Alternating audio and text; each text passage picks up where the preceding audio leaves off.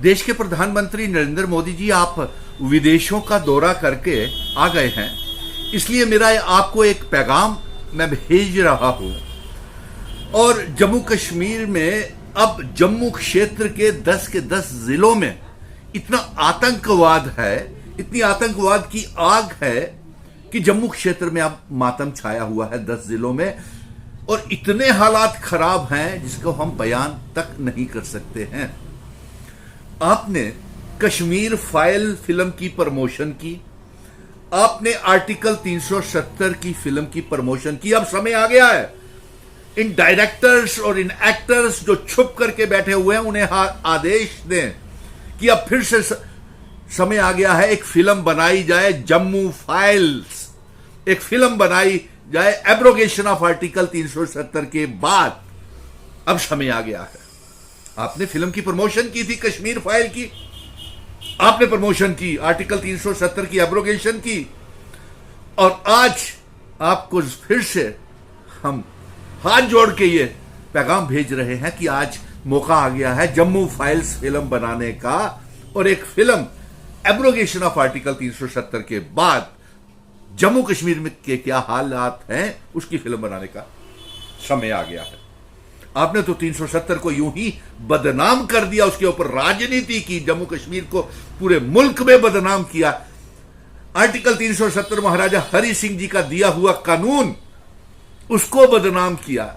हमारी identity, culture, demography, इतिहास को पूरे मुल्क में बेचा गया और तोड़ करके मामूली सा यूनियन टेरिटरी बना दिया गया। और आज हालात, प्रधानमंत्री जी, आप फुर्सत होगी आपको तो आप मेरी ये बात जरूर सुनिएगा कि जम्मू इतना जल रहा है कि आज director general of police Jammu Kashmir और पंजाब के डायरेक्टर जनरल ऑफ पुलिस एक हाई लेवल मीटिंग करने की जरूरत पड़ गई है, क्योंकि तमाम 10 जिलों में इतना आतंकवाद, इतनी इनकाउंटर्स, इतनी टारगेटेड किलिंग्स, इतनी शहादतें इनोसेंट सिविलियंस की और सुरक्षा बलों की हो रही हैं। कौन जिम्मेवार है? अब बनाइए ना जम्मू फाइल्स फिल्म, गुजारिश करते हैं आपको। और आज हालात इस तरह पहुंच गए कि अगर आप जम्मू कश्मीर में असेंबली के चुनावों को स्थगित डेफर करते हैं तो भारतीय जनता पार्टी की सरकार सबसे कमजोर सरकार मानी जाएगी, और यह जिम्मेवार मानी जाएगी कि जम्मू कश्मीर में असेंबली के चुनाव नहीं हो रहे हैं। तो ये भारतीय जनता पार्टी और प्रधानमंत्री के कहने के बावजूद भी जम्मू कश्मीर में असेंबली के चुनाव नहीं हो पाए, क्योंकि आतंकवाद 5 अगस्त 2019 के बाद इतना फैल गया कि जम्मू कश्मीर के लोगों को मुश्किल के दौर से गुजरना पड़ रहा है। और मैं आज के साथ साथ, आज चुनाव आयोग की भी बैठक है, मैं ये गुजारिश करूंगा कि बिना झुके, बिना डरे हम जम्मू कश्मीर के तमाम राजनीतिक दलों को इकट्ठा करेंगे, और जो सुप्रीम कोर्ट के हिदायत है कि 30 सितंबर से पहले पहले जम्मू कश्मीर में चुनाव करवाए जाएं, उस डेडलाइन के अंदर अंदर जम्मू कश्मीर में चुनाव होने चाहिए। हमें जान का कोई खतरा नहीं है।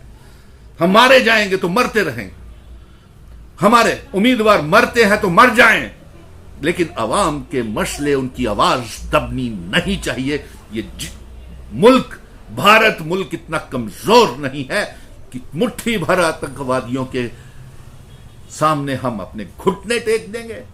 हमारा होम मिनिस्ट्री, हमारी पीएमओ ऑफिस, हमारा डिफेंस मिनिस्ट्री इतनी कमजोर नहीं हो सकती है कि एक आतंकवादियों की धमकियों के और उनके नापाक इरादों के खिलाफ जम्मू कश्मीर में जमहूरियत की बहाली ना कर सके, असेंबली के चुनाव ना कर सके।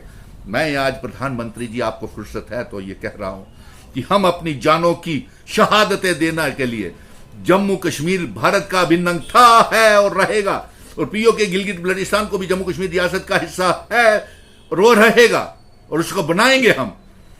और हमें अपनी जान की परवाह नहीं है। आप जम्मू कश्मीर में चुनाव करवाएं, हम उम्मीदवारों को अगर गोली का सामना भी करना पड़ता है तो हम करेंगे, लेकिन देश को इतना कमजोर ना बनाएं और असेंबली के चुनावों को डेफर करके भारतीय जनता पार्टी की कमजोरी सामने आएगी और तमाम सुरक्षा बलों की कमजोरी सामने आएगी। इसलिए मैं चुनाव आयोग से कहूंगा कि बिना समय गवाए, सुप्रीम कोर्ट ने जो 30 सितंबर से पहले चुनाव करवाने की हिदायत दी है, उसकी तारीखों का ऐलान किया जाए और रियासत का दर्जा हमें जल्द से जल्द वापस किया जाए, क्योंकि हम जम्मू कश्मीर के लोगों को और मुश्किल दौर से गुजरते हुए जम्मू कश्मीर की बर्बादी और नहीं देख सकते हैं। और अफसोस से कहना पड़ रहा है कि अब प्रधानमंत्री जी वो एक्टर्स, वो डायरेक्टर्स को कहिए कि अब जम्मू फाइल बनाएं और जम्मू के क्या हालात हैं, एब्रोगेशन ऑफ आर्टिकल 370 के जम्मू कश्मीर के, उसके ऊपर भी फिल्म बनाए। आप ही ने प्रमोशन किया था, आप ही ने ये मार्गदर्शन किया था फिल्मों का, आप ही ने कश्मीर फाइल बनवाई थी। आज बदतर हालत है, जम्मू फाइल बनाने का मौका आ गया है। धन्यवाद, जय हिंद। और मुझे उम्मीद है कि मेरा ये पैगाम प्रधानमंत्री नरेंद्र मोदी जी तक, माननीय हमारे देश के प्राइम मिनिस्टर तक ये जरूर पहुंचेगा और ये पहुंचना भी चाहिए। जय हिंद, भारत माता की जय।